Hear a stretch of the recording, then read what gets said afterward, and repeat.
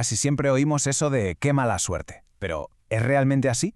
Hoy vamos a ver que la seguridad al volante tiene mucho de ciencia y que detrás de cada incidente casi siempre hay una causa que se puede analizar. Y esa es la gran pregunta, ¿no? Cuando pasa algo, ¿qué ha fallado de verdad? Porque es muy fácil echarle la culpa a una sola cosa, pero la realidad, como casi siempre, es bastante más compleja. Venga, vamos a desgranarlo. Al final, todo gira en torno a tres grandes pilares: la persona que conduce, la máquina que lleva y, por supuesto, la carretera y sus circunstancias. Y ojo, que solemos pensar mucho en el fallo mecánico, los frenos, un reventón, pero las cifras no mienten. Apenas entre un 4 y un 13% de los siniestros tienen el vehículo como causa principal. Esto nos deja una verdad bastante aplastante. El factor humano es, con muchísima diferencia, el que decide la partida. Así que es lógico que empecemos por aquí, por el primer círculo, el más importante de todos y sobre el que, en teoría, tenemos todo el control: la propia persona al volante.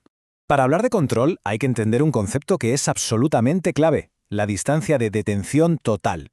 Que, por cierto, no es lo mismo que la distancia de frenado. Parece un pequeño detalle, pero la diferencia es vital.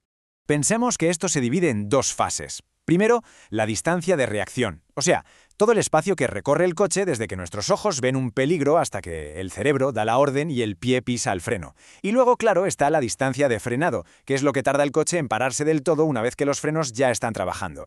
Y aquí es donde la cosa se pone seria. La velocidad lo cambia absolutamente todo. Como se ve aquí, a más velocidad, esas dos distancias que acabamos de ver no es que aumenten un poco, es que se disparan. La relación no es lineal, es exponencial. ¿Y eso qué significa? Pues que si duplicas la velocidad, la distancia para parar no se duplica, sino que se puede llegar a cuadruplicar. Es una auténtica barbaridad. ¿Y qué nos hace reaccionar más despacio? Pues cosas que, seamos sinceros, a veces infravaloramos: el cansancio, haber bebido algo, esa típica mirada al móvil o incluso ir al volante después de una discusión. Cada uno de esos factores va sumando metros que recorremos a ciegas antes siquiera de empezar a frenar, metros invisibles pero que marcan toda la diferencia. Y hay que insistir en esto: la fatiga no es solo tener sueño, sus efectos son peligrosamente parecidos a los del alcohol. Esos microsueños, esos segundos en los que los ojos se cierran casi sin darnos cuenta, son literalmente como conducir con una venda. Y el alcohol, por su parte, es un traidor, nos da una falsa confianza, una sensación de que controlamos, cuando en realidad nuestros reflejos y nuestra percepción están por los suelos.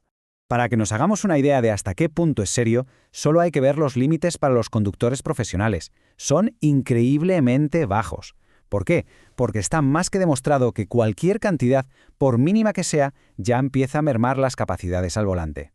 Muy bien, dejamos el factor humano y saltamos al segundo círculo de control: la máquina. Aquí la lógica es simple. No se puede elegir si llueve o nieva, pero sí que se puede, y se debe, tener el vehículo en perfecto estado de revista. Vamos con un ejemplo muy práctico. Algo que vemos todos los días pero en lo que casi nadie se para a pensar. Esos números en el lateral de los neumáticos, ¿qué significan de verdad? Porque no están ahí de adorno, nos cuentan toda la historia de esa rueda. Toda la información vital está ahí, a la vista. Es, por así decirlo, como el DNI del neumático. Venga, vamos a descifrar el código. Si tenemos un 295/80 R22,5, el 295 es el ancho en milímetros. El 80 es la altura del perfil, pero como un porcentaje de ese ancho. La R nos dice que es de construcción radial, la más común hoy en día. Y el 22,5 es el diámetro de la llanta, pero en pulgadas. Saber leer esto es fundamental para asegurarse de que el neumático es el correcto. Y esto nos lleva a un punto clave del mantenimiento. La imagen lo deja clarísimo. Si llevamos poca presión, los laterales del neumático se deforman, se calientan en exceso y el riesgo de reventón aumenta.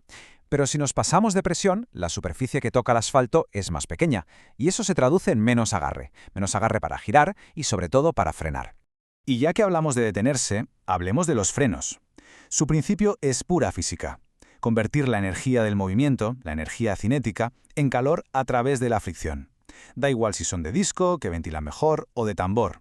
Su misión es la misma, y sobra decirlo, su estado tiene que ser impecable. Es algo innegociable. Perfecto. Y con esto llegamos al tercer y último círculo: el entorno. La vía, el clima, todo aquello que no depende de nosotros. No lo podemos controlar, pero sí que podemos, y debemos, aprender a anticiparlo y a gestionarlo. Un ejemplo de esto es el famoso y temido aquaplaning. Pasa cuando hay tanta agua en la carretera que el dibujo del neumático no da abasto para evacuarla.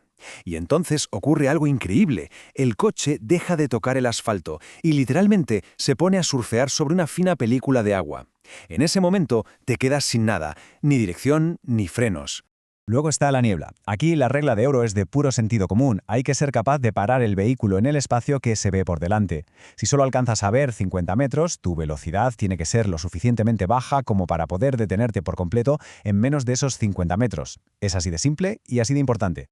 ¿Y qué decir del hielo? El hielo es el enemigo público número 1 de la adherencia. El coeficiente de fricción se desploma a casi 0, y esa cifra de que la distancia de frenado pueda aumentar hasta 10 veces no es una exageración, es real. Pensemos lo que significa. Una frenada que en seco nos llevaría 30 metros, sobre hielo se puede convertir en 300. 300 metros. Y por último, una ley de la física que nos acompaña en cada curva que tomamos, la fuerza centrífuga. No es más que la inercia del vehículo, su tendencia a seguir en línea recta. En una curva, esa tendencia se manifiesta como una fuerza que nos intenta empujar hacia el exterior. Este dibujo tan simple lo explica perfectamente. Esa fuerza que nos empuja hacia afuera depende de la masa, sí, pero sobre todo, una vez más, de la velocidad al cuadrado. Igual que con la distancia de frenado, si doblas la velocidad, cuadruplicas la fuerza que te quiere echar de la curva. Y si esa fuerza supera el agarre de los neumáticos, el coche se sale de su trayectoria. Entonces, después de ver todo esto, ¿cómo lo unimos? ¿Cuál es la conclusión? Pues la clave está en una sola idea: ser proactivos, no simplemente reactivos. Este es el gran resumen, la filosofía que lo une todo. No se puede controlar si va a llover, si habrá una placa de hielo o si una curva es más cerrada de lo que parece.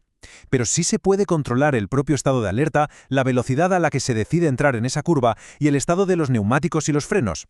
Dominar los dos primeros círculos es la única forma de gestionar con seguridad el tercero. Así que, para cerrar, más que una conclusión, queda una reflexión.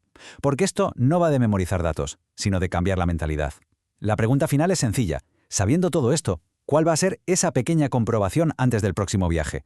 ¿Será revisar la presión de las ruedas? ¿Será tomarse 5 minutos para descansar? ¿O simplemente levantar el pie del acelerador cuando las condiciones empeoren? La seguridad empieza mucho antes de arrancar el motor.